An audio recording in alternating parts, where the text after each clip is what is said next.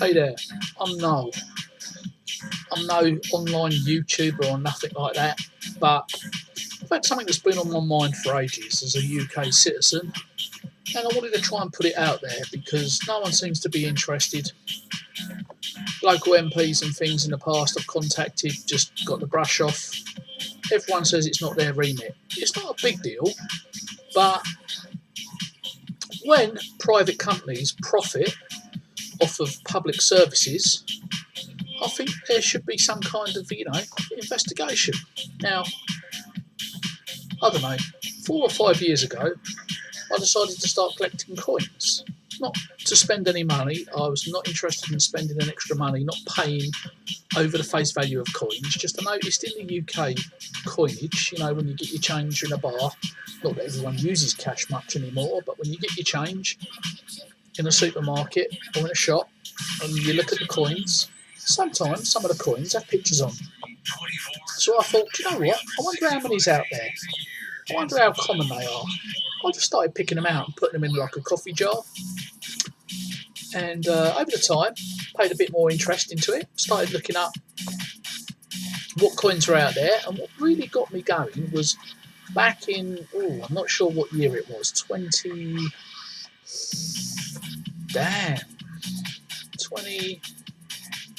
I'll have to look it up. But at some point, I remember seeing a newspaper article where they highlighted this coin that showed the D-Day beaches, a £2 coin that showed the D-Day beaches with their code names on, like Juno, Gold, Sword, can't remember what the other two names were. It would come to me if I thought about it. Omaha and Utah, that's it. That's the four names.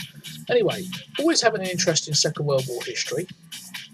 Growing up as a kid watching Second World War films, watching tons of documentaries as an adult, and always checking out museums whenever I've been abroad. I went to the Resistance Museum in Amsterdam. I'm sure I saw a Second World War museum when I've been in the US. I saw a really good one when I was in New Orleans. And I've been to the Imperial War Museum in London. And it was a subject that interested me. So when I saw this picture of this £2 coin, I thought, that'd be neat. I'd like to get one of them if that ever pops up in my change. But I never ever saw it. So I started making inquiries and discovered that it's never been put into general circulation. And in fact, loads and loads of commemorative coins are made and they never see general circulation.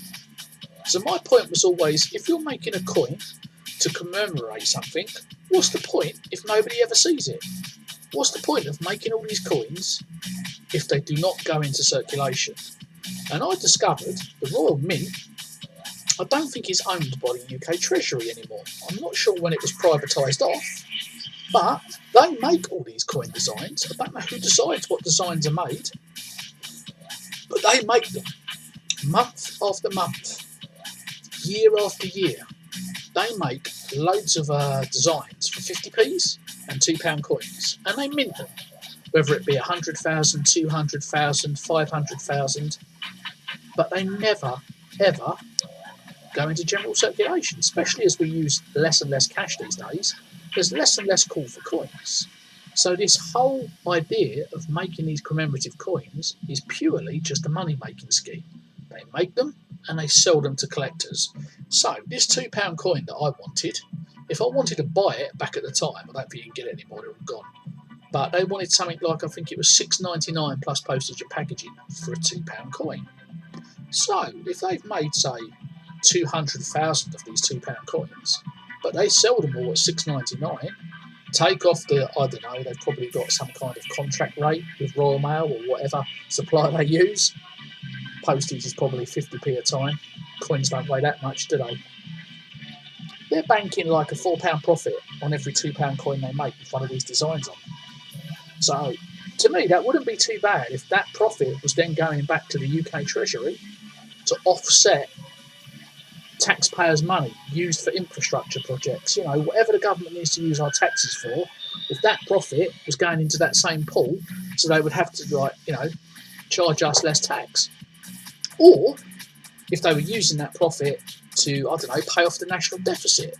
But as far as I can tell, and it takes a better man than me, it needs some media intervention, is all this profit that the Royal Mint make goes to them and their shareholders.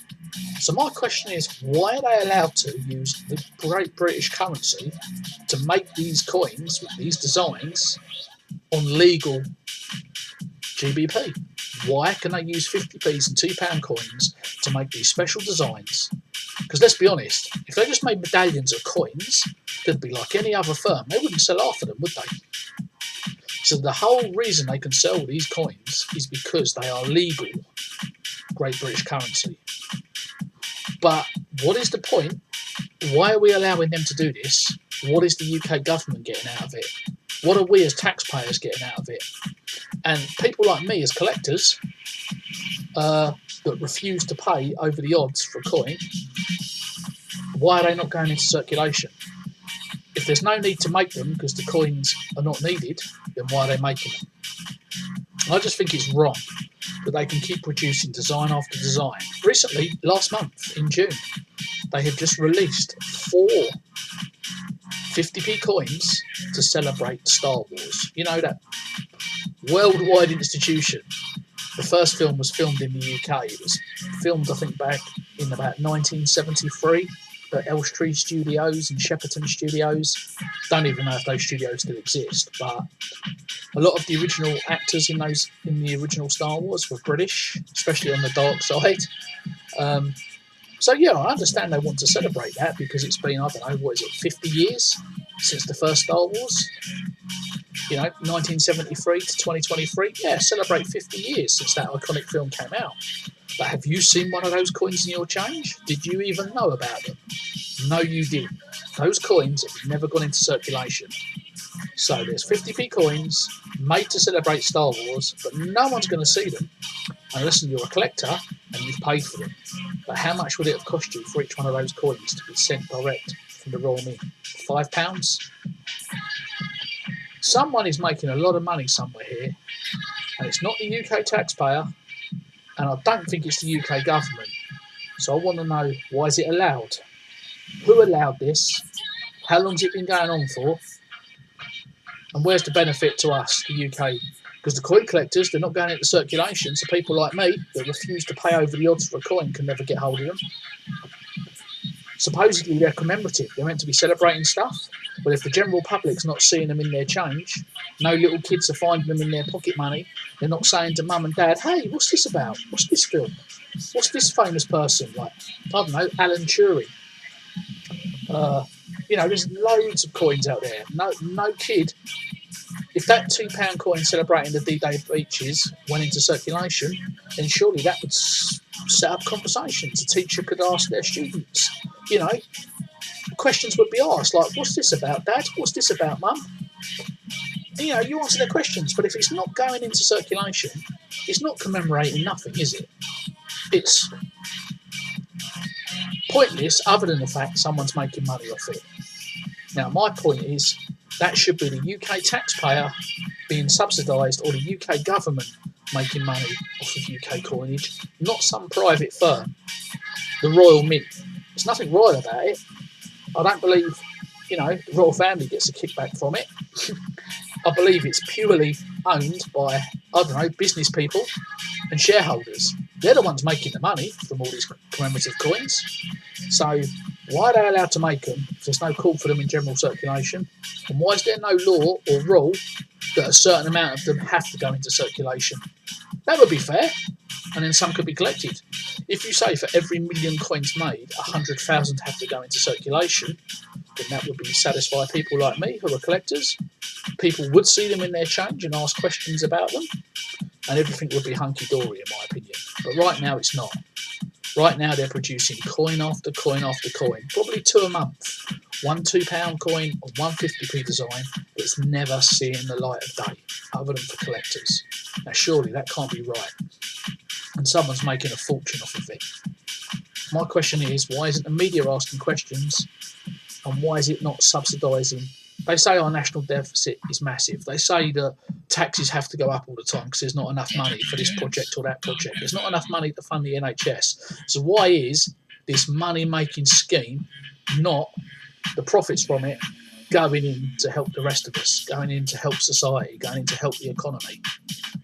Why is it going into some private enterprise's back pocket and shareholders? It ain't right, and it should be stopped. So please, someone out there that's in the media or can do a story on this, please look into it,